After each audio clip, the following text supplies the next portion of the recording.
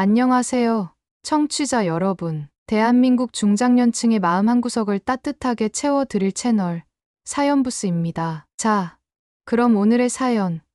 길고도 복잡했던 가정사와 한 사람의 인생 이야기를 본격적으로 들어볼까요?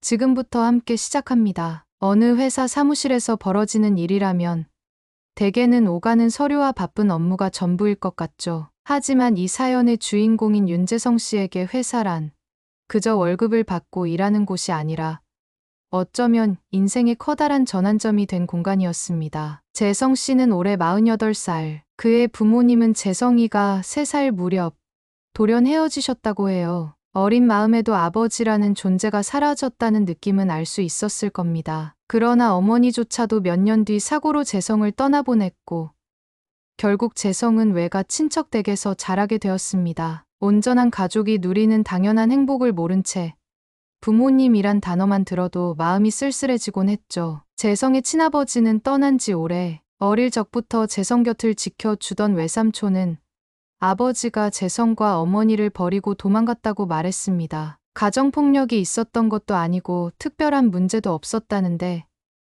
어느 날 갑자기 잠수 타듯 연락이 두절되었다는 거죠. 게다가 아버지가 가지고 있던 사업자금까지 몽땅 챙겨 달아났다는 험담마저 떠돌았습니다. 결국 남겨진 어머니는 뿌리 깊은 원망과 삶의 고단함을 고스란히 짊어지고 사셨고 그마저도 재성이가 초등학교 1학년이 되던 해에 병을 얻어 세상을 떠나고 말았습니다. 이후 재성은 외가에서 지냈지만 아버지에 대한 감정은 늘 복잡했습니다. 어린 마음에도 차라리 죽었다고 들었다면 덜 원망스러웠을 텐데 어디선가 살아있을지도 모른다는 생각이 그를 괴롭혔죠. 왜 엄마와 나를 버렸을까? 대체 어디서, 어떻게 지내고 있을까?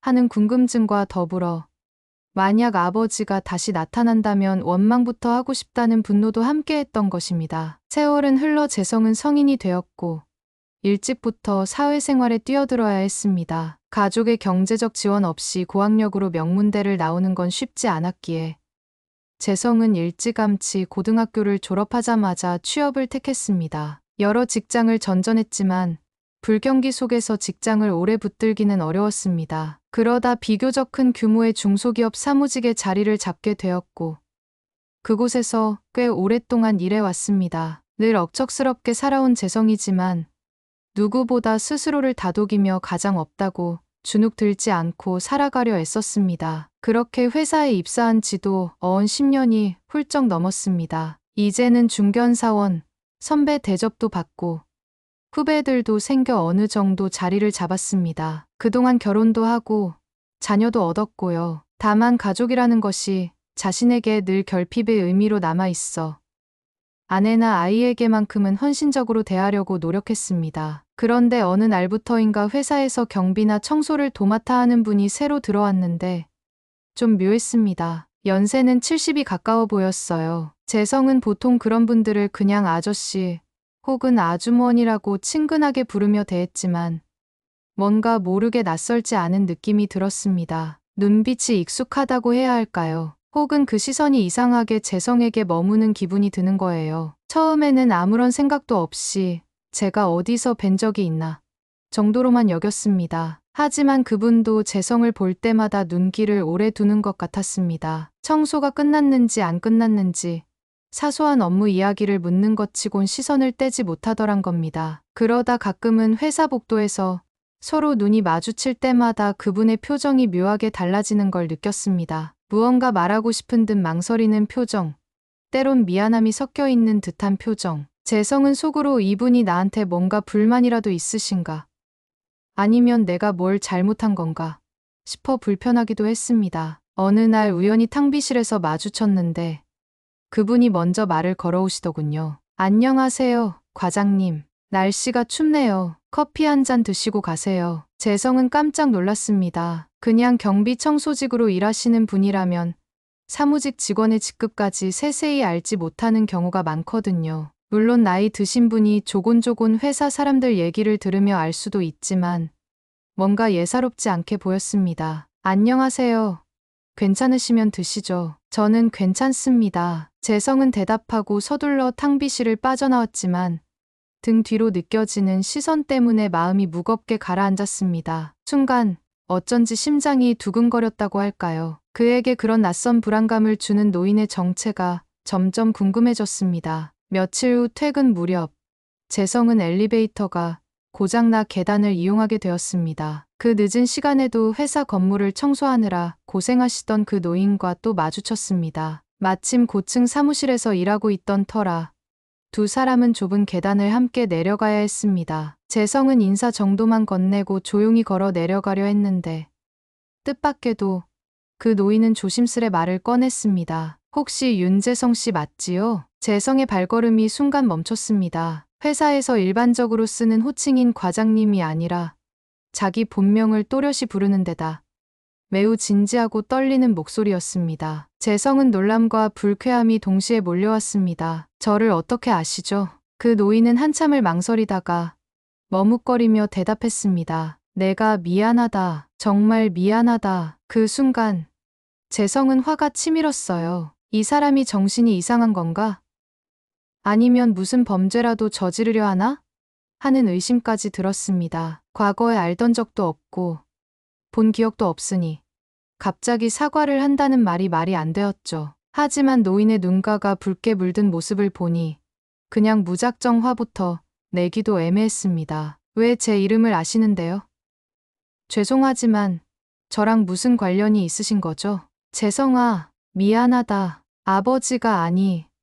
내가 정말 그 억지 같은 고백에 재성은 온몸이 얼어붙었습니다. 아버지라는 단어, 자신에게는 이미 세상에서 가장 듣기 싫은 말이 되었던, 그러나 동시에 너무나 그리웠던 그 존재, 눈앞에 있는 이 노인이 자신을 버리고 떠났다고 들었던 그 아버지라고 주장하는 겁니다. 너무 어처구니가 없어 말이 나오지 않았습니다. 재성은 처음에는 무슨 정신 나간 소리냐며 화를 내고 싶은 마음이 굴뚝 같았죠. 하지만 노인의 눈빛이 너무 간절하고 떨리는 손이 사실을 말해주는 것만 같았습니다. 재성은 가슴속에서 강한 거부감과 함께 기이한 호기심이 섞여 올라오는 걸 느꼈습니다. 어렵게 입을 뗀 재성은 노인에게 묻습니다. 증거가 있으세요? 저를 아들로 주장한다면 뭘로 증명하실 거죠? 노인은 떨리는 손으로 낡은 지갑을 꺼내더니 한 장의 사진을 내밀었습니다. 사진 속에는 아직 어린 아이를 안고 미소 짓는 중년 남성과 젊은 여인이 있었습니다. 배경은 허름한 단독주택 앞마당, 그리고 그 아이는 두세 살쯤 되어 보였죠. 재성은 그 사진 속 아기가 자기라는 사실을 곧바로 직감했습니다. 어려서부터 외삼촌 댁에서 커온 재성은 아버지와 함께 찍힌 사진이 거의 없었거든요. 어머니가 간직하던 사진 몇 장 중에서도 그 사진은 본 기억이 없었습니다. 게다가 사진 뒷면에는 우리 재성 두 돌 기념이라는 필체가 적혀 있었습니다. 재성의 마음은 또 한 번 요동쳤습니다. 이 사람은 정말 내 아버지가 맞을지도 모른다. 한편으로는 도대체 왜 이제야 나타난 거지? 왜 이런 일을 하고 있는 거지? 라는 여러 질문이 밀려왔지요. 노인은 재성에게 사죄했습니다. 내가 큰 죄를 지었다. 이제라도 너에게 진실을 말하고 사죄하고 싶었다고요. 그렇게 며칠간 재성은 출근길, 퇴근길에 노인을 마주칠 때마다 애써 외면했습니다. 하지만 머릿속은 이미 뒤엉켜 있었습니다. 떠오르는 여러 감정 중에서 가장 큰 건 분노였습니다. 날 버린 사람이 이제 와서 무슨 염치로 나타나는 거야? 그것도 청소부로. 어차피 남은 인생의 도움이라도 받으려고 오는 건 아닐까? 재성은 이 노인의 접근이 달갑지 않았습니다. 어머니가 가난에 시달리다 세상을 떠난 후 홀로 힘겹게 성장해야 했던 자신의 과거가 떠오르자 울분이 치밀었죠. 내가 고아처럼 지낼 때 당신은 도대체 어디서 뭘 했냐는 원망이 속에서 불길처럼 타올랐습니다. 하지만 막상 도망치듯 무시하는 것도 쉽지 않았습니다. 왜냐하면 회사 내에서 노인과 계속 마주칠 수밖에 없으니까요. 게다가 노인은 회사 건물 곳곳을 청소하며 일부러 재성과 부딪히지 않으려 애쓰는 모습이 역력했습니다. 아들로부터 눈길 한 번이라도 더 받고 싶은 마음이겠지요. 며칠 뒤 재성은 의도를 가지고 그 노인을 찾아가 보기로 했습니다. 어떤 사정이 있었는지 한번 드러나 보자. 그래야 내 마음이라도 정리가 될 것 같다는 생각이 들었습니다. 퇴근 이후 청소가 끝나갈 때쯤 재성은 그가 사용하던 물품 보관실로 찾아갔습니다. 노인은 마른 수건을 정리하고 있었는데 재성을 보자 놀란 표정을 지으며 얼어붙었습니다. 저기 무슨 일이니? 할 말이 있어서 왔어요. 아버지라면서요. 어떻게 된 일인지 말 좀 해보세요. 재성의 직설적인 말에 노인은 덜덜 떨면서 조심스레 입을 열었습니다. 내가 그때는 사업이 잘 안 돼서 많이 힘들었다. 사채까지 끌어들여서 간신히 버티던 시절이었는데 어느 날 큰 사고가 터지고 빚쟁이들이 찾아오면서 내 엄마와 너까지 위험해질까 봐 미리 잠적해서 너희를 보호하려고 했는데 결과적으로는 지켜주지 못했구나. 죄송하다. 정말 미안하다. 노인의 해명에 재성은 한숨이 터져 나왔습니다. 만약 정말 그런 이유라면 어머니와 자식을 버리고 사라진 뒤 몇 달 후라도 한 번쯤 연락은 할 수 있지 않았을까요?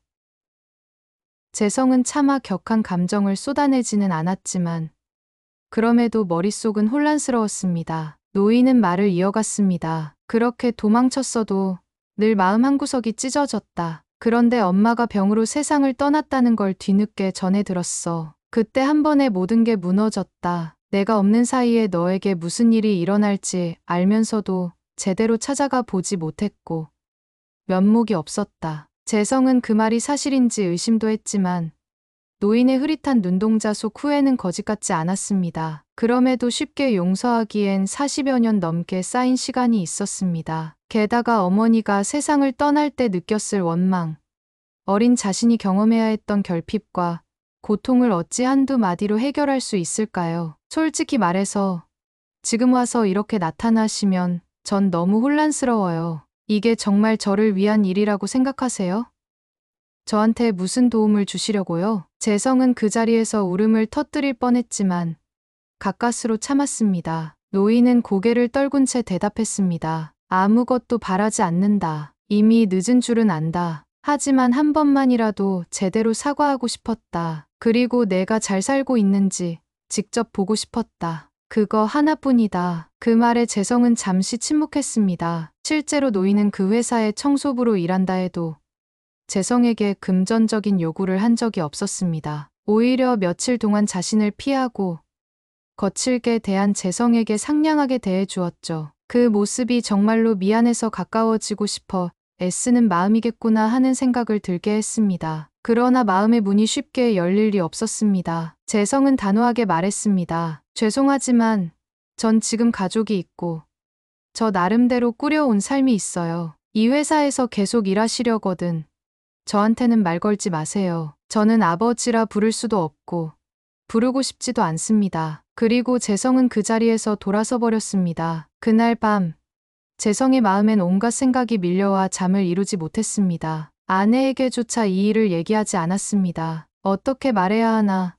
내 아버지가 회사 청소부로 일하고 있다니 창피함과 혼란스러움이 교차했죠. 그로부터 몇 달이 흘렀습니다. 재성은 이전과 크게 달라진 건 없었지만 회사에서 노인을 마주칠 때마다 심장이 쿵쾅거리는 것은 여전했습니다. 그 사이 노인은 재성에게 더 이상 직접 다가오지 않았습니다. 복도나 엘리베이터에서 스치더라도 무표정한 얼굴로 고개를 살짝 숙이기만 할 뿐이었습니다. 재성은 그 태도가 이상하게 서글프게 느껴졌습니다. 자신이 너무 모질게 굴었나 하는 죄책감도 어렴풋이 들었죠. 그러나 곧 40년 동안 나를 외면한 사람에게 이 정도 대하는 게 당연하지 않나 하는 생각이 들면서 스스로를 방어했습니다. 그렇게 힘겹게 일상을 이어가던 어느 날 재성은 갑작스러운 회사 구조 조정 소식을 듣게 되었습니다. 회사는 인건비를 줄이기 위해 외주 업체와 계약해 온 청소 인력 중 일부를 해고하겠다고 나선 것이죠. 나이 많고 사소한 실수가 잦은 직원을 우선적으로 정리한다는 내부 소문이 돌았습니다. 재성은 그 소문을 듣고 문득 마음이 불편했습니다. 혹시 아버지라고 주장하는 그 노인도 대상이 될까 하는 걱정이 든 거죠. 내가 상관할 바가 아니야 라고 생각하면서도 뭔가 마음 한 구석이 불편했습니다. 노인은 재성에게 큰 민폐를 끼친 적도 없고 그저 미안하다는 말만 전했을 뿐이니까요. 설령 과거의 잘못이 있다 해도 지금 회사에서 해고 당해버리면 그분은 어떻게 살아갈까? 건강해 보이지도 않는 분이. 결국 재성은 고민 끝에 인사팀 선배에게 넌지시 물었습니다. 이번에 청소부 몇 분이 그만두신다고 들었는데요. 혹시 어르신도 대상인가요? 윤 과장도 들었어? 맞아. 그분도 나이가 많고 손목도 안 좋으시다더라. 원래는 괜찮았는데 최근 들어 작업 효율이 떨어진다고 해서 대상자로 검토 중이야. 재성은 속이 시끄러워졌습니다. 이미 마음을 닫아놓았다고 생각했는데 막상 그 노인이 잘리는 상황을 상상하자 불쌍한 마음이 들었습니다. 아버지라는 사람이니 당연히 불쌍하지 라는 단순 논리는 아니었습니다. 그냥 그동안 지켜본 노인의 모습이 생각났거든요. 허리 굽은 몸으로 구석구석 걸레질을 하며 사무실 사람들에게 항상 예의 바르게 대하고 열심히 살아가려 애쓰던 모습이 떠올랐습니다. 정말 어쩌면 이건 40년 만에 찾아온 아버지에게 최소한의 인간적 연민을 느끼는 것일지도 모릅니다. 재성은 어쩔 줄 몰라 계속 고민했습니다. 내가 인사권을 가진 것도 아닌데 중견사원인 내가 뭘 어떻게 해야 하나 하면서도 왠지 모르게 가만히 있으면 후회할 것 같았습니다. 결국 그는 부장님과 식사하던 중 조심스레 말을 꺼냈습니다. 부장님, 혹시 청소부 정리 관련해서 다시 검토가 가능할까요? 저 다른 분들은 몰라도 어르신은 좀 더 지켜보면 안 될까요? 부장은 의아한 표정으로 물었습니다. 갑자기 웬일이야? 윤 과장이 그분을 아시나? 큰일은 아니고 그 어르신이 참 성실하시더라고요. 나이도 드셨는데 그만두시면 삶이 많이 힘들어지지 않을까 싶어서요. 회사에서 조금만 배려해 주시면 좋겠는데 부장은 고개를 갸웃했지만 재성이 그렇게까지 말하자 일단은 알겠다. 알아보겠다고만 답했습니다. 사실 재성도 이게 무슨 의미가 있을까 싶었지만 최소한의 시도라도 해보지 않으면 마음이 불편할 것 같았습니다. 그리고 얼마 후 인사팀에서 구조 조정 대상자를 확정해 발표했습니다. 재성의 부탁 덕분일까요? 의외로 노인의 이름은 그 명단에서 빠져 있었습니다. 대신 60대 초반의 다른 청소부 어르신이 대상자가 되었다는 걸 알게 된 재성은 또 한 번 마음이 복잡해졌습니다. 내가 괜히 부탁해서 다른 분이 해고되는 건 아니었을까? 이런 생각이 들자 마음이 편치 않았습니다. 그러나 이미 결정된 일이었고 그 노인은 버티게 되었다는 안도감과 동시에 또 다른 한편으로는 왠지 모를 죄책감이 밀려들었죠. 며칠 뒤 재성은 우연히 엘리베이터 앞에서 그 노인을 마주쳤습니다. 노인은 재성을 보며 살짝 미소를 지었습니다. 예전처럼 다가오지는 않았지만 그 미소는 고맙다는 뜻을 담은 듯했습니다. 재성은 말없이 고개를 끄덕였고 둘 사이에 기묘한 공감대가 생긴 것 같았습니다. 그날 이후 재성의 마음에는 혼란과 따뜻함이 교차했습니다. 이분이 정말 내 친아버지라면 한 번쯤 개인적으로 만나서 이야기를 더 들어봐야 하지 않을까.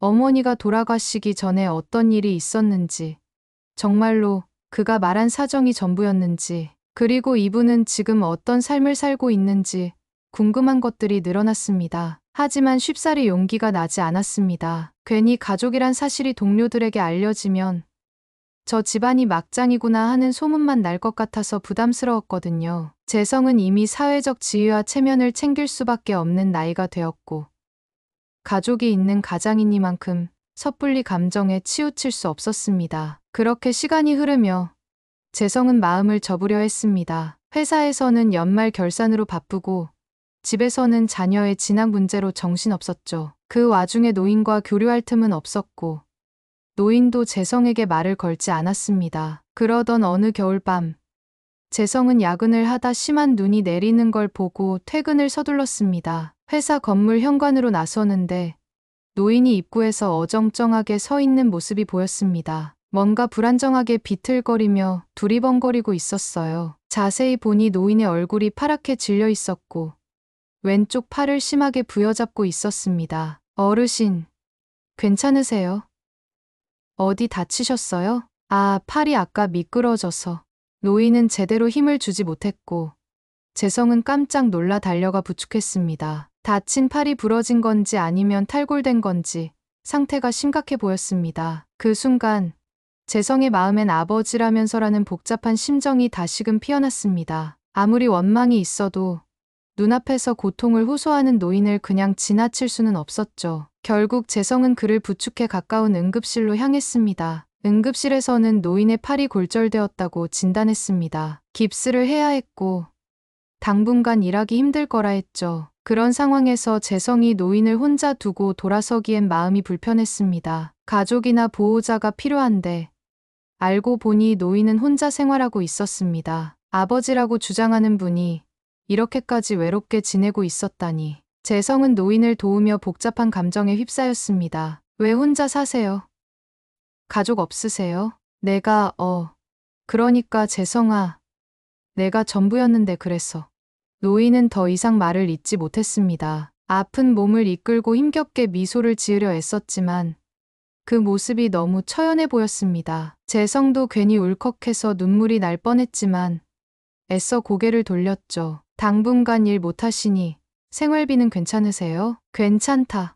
적은 돈이나마 모아놓은 게 있다. 걱정 말아라. 노인은 강단 있는 듯 말했지만 재성은 알았습니다. 그분에게는 지금 당장 병원비나 생활비가 빠듯하리라는 걸. 그렇다고 재성이가 제가 대신 다 부담하겠습니다라고 말하긴 어려웠습니다. 아직 마음의 갈피를 잡지 못했는데 자칫 함부로 손을 내밀면 서로 더 곤란할 수 있겠다고 생각했거든요. 응급처치를 받은 뒤 재성은 노인의 임시 처소까지 택시로 모셔다 드렸습니다. 말이 좋아 고시원이지. 노후된 건물의 작은 방 하나에서 생활하신다더군요. 아들이 있는지도 몰랐을 주변 사람들에게 혹시라도 나 오늘 아들한테서 도움 받았다고 말이라도 하면 어쩌나 싶었지만 재성은 아무 말도 할 수 없었습니다. 그저 죄책감과 복잡함이 뒤엉켜 고개를 숙일 뿐이었죠. 며칠 후 재성의 아내는 우연히 택시비 영수증에서 낯선 주소를 발견하고 의아해했습니다. 재성은 변명할 거리를 찾지 못하고 결국 회사 어르신이 다쳐서 병원 데려다 드렸다고 설명했습니다. 그러자 아내는 그렇게 착한 면이 있는지 몰랐네 라며 웃었지만 고시원까지 모셔다 드릴 정도면 무슨 사이냐는 의심이 드는 듯했습니다. 재성은 상황을 더 이상 숨길 수 없다고 판단해 긴 이야기를 시작했습니다. 자신의 아버지가 회사 청소부로 나타났다는 사실을 털어놓자 아내는 처음엔 믿지 못했지요. 거짓말하지 마. 그럴 리가 있어? 나도 처음엔 거짓말인 줄 알았어. 근데 그분이 내 어릴 적 사진까지 가지고 있었어. 어머니랑 내 이름, 내 생일까지 정확히 알고. 아내는 충격을 받은 듯 한동안 말이 없었습니다. 점차 스토리를 듣자 이해는 되지만 당혹스러워했죠. 그럼 당신은 어떻게 할 생각이야? 가족으로 받아들이게 될 거야? 솔직히 아직은 모르겠어. 하지만 최소한 냉대하고 싶진 않아. 내가 어릴 때 아버지가 없어서 겪은 서름이 너무 큰데 그분도 지금 보면 참 외로워 보이기도 하고 나도 마음이 이상해. 아내는 재성의 손을 꼭 잡아주었습니다. 당신 마음이 편해지는 쪽으로 결정해. 어떻게 해도 난 당신을 응원할게. 근데 꼭 기억해. 그분이 아무리 당신 친아버지라 해도 우리 가족에게 해가 되면 안 돼. 당신도 그 부분 염두에 두고. 재성은 고개를 끄덕였습니다. 그렇죠. 이제는 예전처럼 혼자만의 문제가 아니라 아내와 아이가 있는 가족의 문제이기도 했으니까요. 그 뒤로 재성은 조금씩 마음을 열어보기로 결심했습니다. 먼저 노인에게 연락처를 묻고 병원 일정을 확인하고 혹시 필요한 게 있는지 물어봤습니다. 노인은 정말 괜찮다며 극도로 사양했지만 재성은 최소한 병원비나 깁스 교체 비용 정도는 도움을 주고 싶다고 말했습니다. 내가 줄 수 있는 건 아무것도 없는데 이렇게 받아도 되나? 저도 대단한 걸 해드리는 건 아니에요. 그리고 죄송한데 병원비가 적지 않잖아요. 감당하기 힘드실 텐데. 이건 저한테도 편한 길이라서요. 재성은 평소처럼 담담하게 말했지만 사실 속으론 여러 가지 감정이 솟구쳤습니다. 어릴 적 그렇게 한 번만이라도 도움받고 싶었던 아버지에게 지금은 내가 도움을 주는 입장이 되었으니 참 아이러니했습니다. 그렇게 노인과의 관계는 조금씩 부드러워져 갔습니다. 노인은 정말 고맙다고 거듭 말했고 재성은 별 말씀을이라며 쑥스러워했습니다. 그러나 둘 사이에는 여전히 차마 건드리지 못한 과거가 있었죠. 왜 정말 그때 떠났는지, 떠난 뒤 어떤 삶을 살았는지, 어머니가 돌아가실 때도 왜 나타나지 않았는지 등등. 하지만 서로가 아직 조심스러워 그 토픽을 본격적으로 꺼내지 못했습니다. 그로부터 얼마 후 노인은 깁스를 풀고 다시 회사로 복귀했습니다. 아직 팔이 완전히 낫지는 않았지만 소일거리를 할 정도는 되었죠. 재성과는 회사 안에서 서로 아는 척하지 않으려 노력했습니다. 이미 몇몇 동료들은 윤 과장이 저 어르신을 특별히 신경 써 주더라는 말을 흘렸지만 대놓고 의심하진 않았습니다. 재성의 아내는 이번 기회에 아이들 방학 때 한번 어르신 집에 가서 인사라도 드려볼까 라고 제안했습니다. 아버지가 맞는다면 할아버지라는 존재를 알려줄 필요가 있지 않느냐는 생각이었죠. 재성도 조심스럽게 동의했습니다. 그래. 너무 미루다 보면 어느 순간에 또 영영 기회를 놓칠 수도 있다는 게 아내의 말이었으니까요. 그렇게 주말에 재성 가족은 노인이 사는 고시원 근처로 갔습니다. 미리 전화로 약속을 잡아두었고 노인은 당황스러워하면서도 한편으로는 무척 기뻐하는 것 같았습니다. 그러나 막상 현장에 도착하니 고시원 앞 골목은 환경이 매우 열악했고 건물도 허름해 재성의 자녀들은 잔뜩 겁먹은 표정이었습니다. 여기가 할아버지 집이야? 하면서 놀라는 모습에 재성은 마음이 찢어지는 듯했습니다. 내 아버지가 이런 열악한 곳에서 지내고 있다니 하는 슬픔과 동시에 혹시 아이들이 이런 모습에 충격받지 않을까 하는 두려움이 스쳤죠. 노인은 최대한 깔끔하게 정리해 둔 방 한 칸으로 재성의 가족을 안내했습니다. 고시원 방은 워낙 작고 딱 침대 하나와 작은 테이블 하나가 전부였지만 노인은 아이들을 보며 환한 미소를 지었습니다. 안녕. 내가 할아버지라니까 좀 낯설지? 미안하구나.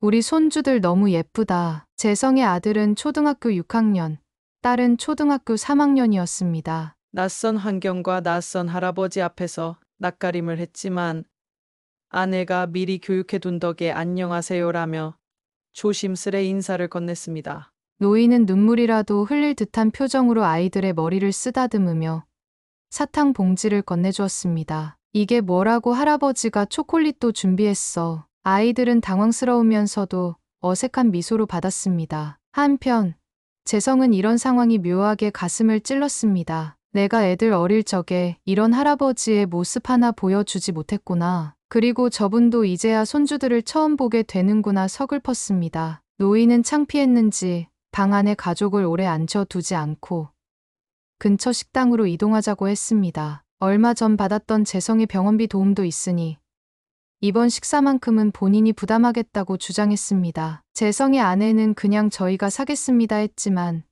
노인은 너무나 완강했습니다. 내가 이 날만을 얼마나 기다렸다고 내가 사게 해다오. 내가 낼 돈이 없다면 뭐라도 빌려서라도 한 끼 대접하고 싶다. 결국 가족은 노인이 안내한 작은 식당으로 들어갔습니다. 노인은 애들을 위해 닭갈비나 만두 같은 음식을 주문했고 아이들은 천천히 할아버지에게 마음을 열기 시작했습니다. 그 모습을 보면서 재성은 자꾸 지난 시절이 생각났습니다. 어렸을 적에 이런 가족 외식 한번 했더라면 어땠을까?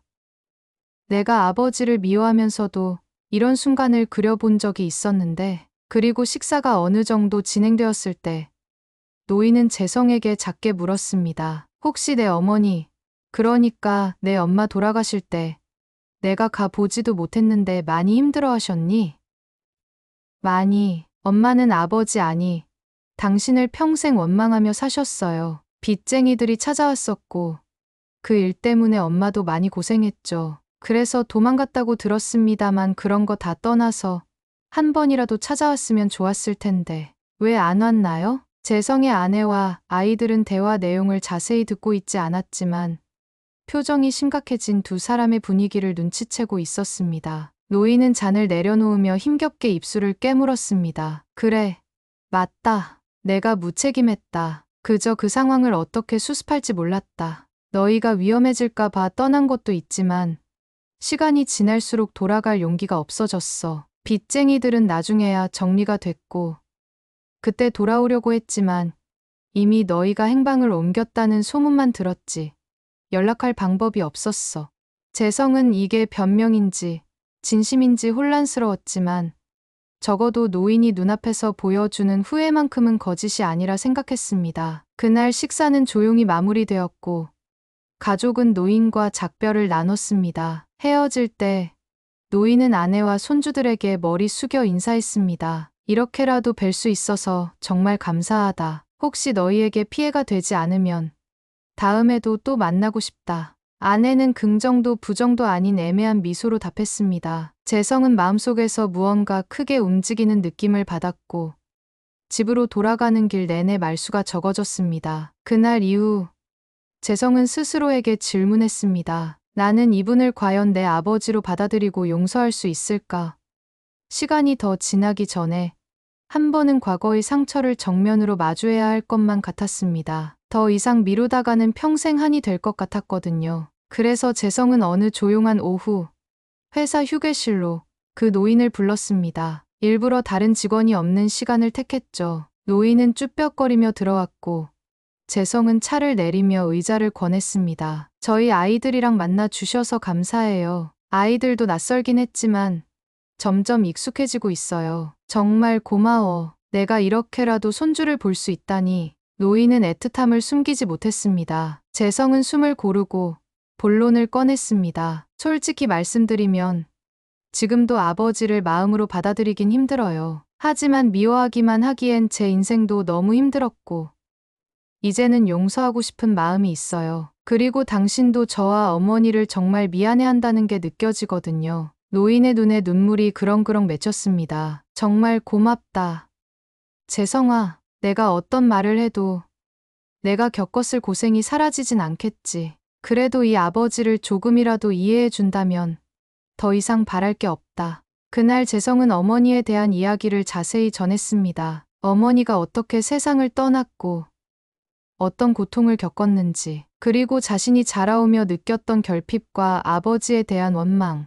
노인은 작은 훌쩍임으로 대답할 뿐이었습니다. 눈물을 흘리며 두 사람은 그렇게 몇 시간을 회사 휴게실에서 조용히 대화를 나누었습니다. 서로가 그간 해소하지 못했던 응어리가 조금씩 녹아드는 기분이었죠. 재성은 비로소 마음속 어딘가를 채울 수 있는 실마리를 찾은 듯 했습니다. 이제야 내가 한 단계 나아가고 있구나 하는 안도감. 하지만 인생이란 그렇게 간단히 해피엔딩으로 끝나지 않는 법이죠. 얼마 지나지 않아 회사 동료 중 한 명이 이 광경을 목격하고 말았습니다. 바로 사내에 소문 퍼뜨리기로 유명한 김 대리였죠. 그는 호기심에 찬 눈빛으로 휴게실 밖에서 두 사람을 지켜보다가 주변 사람들에게 은근슬쩍 이야기를 흘렸습니다. 야, 윤 과장 봤어? 청소부 어르신이랑 눈물 흘리면서 무슨 얘기를 하더라? 설마 가족 아니야? 저렇게까지 감정적으로 얘기하는 걸 보니까 뭔가 있긴 있나 보네. 나도 잘 모르겠는데 여러 번 둘이 만나는 거 봤어. 소문은 삽시간에 번졌습니다. 윤 과장에게 무슨 사연이 있나 보다. 청소부와 가족관계 아니냐 등등. 재성이 이런 식으로 가족사가 드러나는 건 원치 않았지만 이미 뒤늦게 소문을 막으려 해도 소용이 없었습니다. 그리고 어느 날 팀 회식을 마치고 2차를 가는 자리에서 술이 약간 오른 상태의 김 대리가 느닷없이 질문을 던졌습니다. 과장님, 아까부터 궁금했는데 솔직히 말씀 좀 해주세요. 사내 청소부 어르신이 과장님 아버지라던데 사실이에요? 재성은 술자리에 모인 사람들 앞에서 당황했습니다. 대놓고 묻는 분위기에 거짓말을 하기도 애매했고 이미 눈치챈 사람들도 반은 사실이라고 믿는 눈치였습니다. 그는 잠시 침묵한 뒤 입을 열었습니다. 그래요. 제 친아버지가 맞습니다. 어릴 때 헤어져서 한참 못 뵈다가 우연히 이 회사에서 다시 만났어요. 술자리가 삽시간에 조용해졌습니다. 모두 놀란 눈으로 재성을 쳐다봤죠. 그리고 곧 사람마다 반응이 달라졌습니다. 누군가는 동정 어린 눈빛을 보냈고 누군가는 호기심에 휩싸여 이것저것 물어보고 싶어 했습니다. 재성은 말을 아끼며 자리에서 일어났습니다. 이 얘기는 여기까지 할게요. 회사 동료분들이니까 굳이 제 가정사를 깊이 알 필요는 없잖아요. 분위기가 어색해졌고 그날 회식은 일찍 끝났습니다. 이후 회사 내에서는 재성에 대한 소문이 더욱 확대되어 갔습니다. 부잣집인 줄 알았더니 알고 보니 막장 가정사야. 결국 아버지 찾아서 호적 정리라도 하려는 거 아니야? 그래도 부모 자식 간인데 이제라도 받아들이는 건가 보지 등 여러 말이 나돌았습니다. 재성은 많이 괴로웠습니다. 회사 생활이 불편해질까봐 걱정했지만 다행히 오랜 기간 함께 일한 사람들은 대부분 큰 변함 없이 대했죠. 그저 수군대는 몇몇 이들이 신경 쓰였을 뿐이었습니다. 노인은 이 사실을 알고 무척 미안해했습니다. 내가 괜히 여기 와서 너에게 폐를 끼치는구나. 내가 다른 데로 옮겨야겠다고까지 말했습니다. 하지만 재성은 이번만큼은 굳게 말렸습니다. 그만두실 필요 없어요. 회사 다니는데 아무 문제 없잖아요. 오히려 그냥 당당하게 계세요. 저도 더 이상 숨길 마음은 없으니까요. 그렇게 재성은 자신도 모르게 점차 노인을 아버지로 인정하기 시작했습니다. 상황은 막장이었지만 그 속에서도 희미하게나마 가족애가 피어오르고 있었습니다. 노인은 이후 재성 가족이 살고 있는 동네 근처로 작은 원룸을 얻었습니다. 고시원 생활에서 벗어나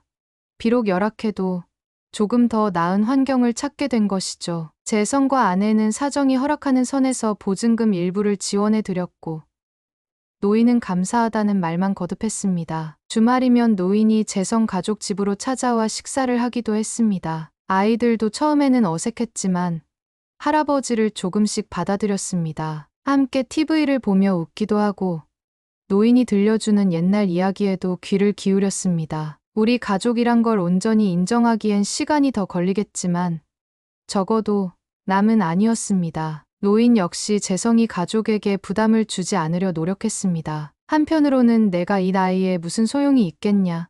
그래도 너희가 따뜻하게 대해주니 고맙다며 자책 섞인 말을 하곤 했죠. 재성은 그럴 때마다 그런 말씀 마세요. 앞으로는 조금씩 더 자주 뵙고 예전의 시간도 채워 나갈 수 있겠죠. 라며 무던히 답했습니다. 인생은 한 번의 용서와 수용만으로 완벽해지지 않습니다. 재성도 여전히 그간의 상처와 결핍을 완전히 지울 수는 없었습니다. 아이들도 이 상황을 100% 이해하기에는 아직 어렸고 아내도 한편으로는 이 관계가 앞으로 어떻게 흘러갈까 하는 불안을 떨치기 어려웠습니다. 그럼에도 불구하고 모두가 한 걸음씩 나아가고 있다는 사실만으로도 기적과 같았습니다. 노인은 이렇게라도 너희 곁에 살 수 있으니 얼마나 감사한지 모르겠다며 매일같이 미소를 보였습니다. 회사에서 누가 윤 과장 부모님이라고 수군대도 재성은 예전처럼 피하지 않았습니다. 그냥 예전엔 몰랐지만 지금은 함께하는 가족이라고 스스로를 다독였습니다. 막장 같았던 이 사연은 사실 우리 주변에서 완전히 낯선 이야기는 아닐지도 모릅니다. 가족이란 이름 아래 서로에게 큰 상처를 주고 수십 년 동안 모른 척 살아가다가 어느 날 문득 다시 마주치는 사람도 있습니다. 그리고 그 만남이 때론 기적을 만들기도 혹은 새로운 상처를 낳기도 하지요. 재성이와 노인의 이야기는 아직 진행 중입니다. 그들은 완벽한 화해를 이룬 것은 아니지만 적어도 서로에게 다가가기라는 새로운 출발을 했습니다. 노인이 아프거나 힘들 때면 재성은 찾아가 돌봐드리려 노력합니다. 그럴 때마다 재성은 마음 한켠에서 아릿한 안도가 느껴집니다. 이제라도 내가 뭔가를 채울 수 있다면 그것도 나쁘지 않지 않을까? 가족이라는 건 때로는 가시밭길이지만 동시에 가장 따뜻한 피난처이기도 합니다. 세월이 흘러 뒤늦게 서로를 알아보게 된 그들처럼 우리도 어쩌면 지금 곁에 있는 사람들에게 조금 더 마음을 내어 주어야 할지도 모릅니다. 쉽게 말하기는 어렵지만 어쩌면 우리 모두가 언젠가 한 번쯤 겪을 수도 있는 이야기. 오늘의 이 회사 청소부가 사실은 잃어버린 부모님이라는 막장 같은 사연이 동시에 우리의 인생 한 부분을 건드리는 진솔한 가족 이야기이기도 하다는 생각이 듭니다. 오늘 이야기에 귀 기울여 주신 모든 중장년층 청취자분들께 다시 한번 감사드립니다. 앞으로도 저희 채널은 삶의 희노애락을 담은 사연을 통해 공감과 위로를 전해드릴 수 있도록 노력할게요. 이상 사연부스였습니다. 다음 방송에서도 우리의 마음속 깊은 이야기 함께 나눠보아요. 감사합니다.